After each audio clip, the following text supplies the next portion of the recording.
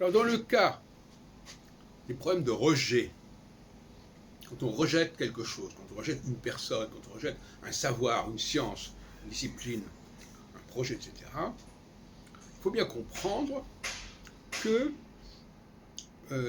ça ne doit pas forcément être un rejet en bloc.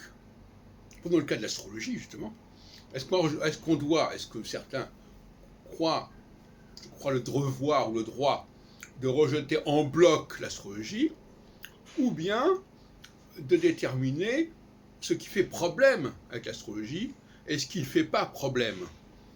Je crois que c'est cette stratégie-là qu'il faudrait quand même développer. Et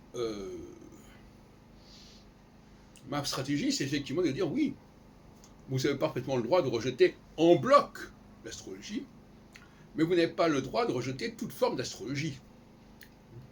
Et donc, par conséquent, il faut sacrifier éventuellement des facteurs, des éléments de l'astrologie qui ne sont pas indispensables et qui peuvent perturber son image et diminuer ses chances de reconnaissance et d'intégration.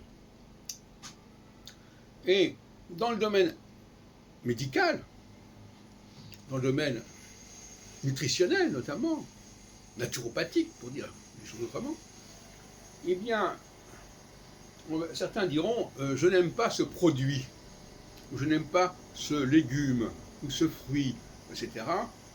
Alors qu'en réalité, ce qui a fait problème, ce qui a pu avoir créé une nuisance au niveau de la santé, c'est un élément de ce produit.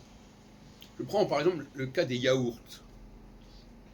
Quelqu'un va prendre un yaourt et ça va le rendre malade. Est-ce qu'il doit pour autant condamner les yaourts? Ou bien est-ce qu'il doit se demander si dans ce yaourt, dans cette série de yaourts qu'il a consommé, il n'y a pas un facteur qui a pu le rendre malade et qui n'est pas imputable à la catégorie des yaourts.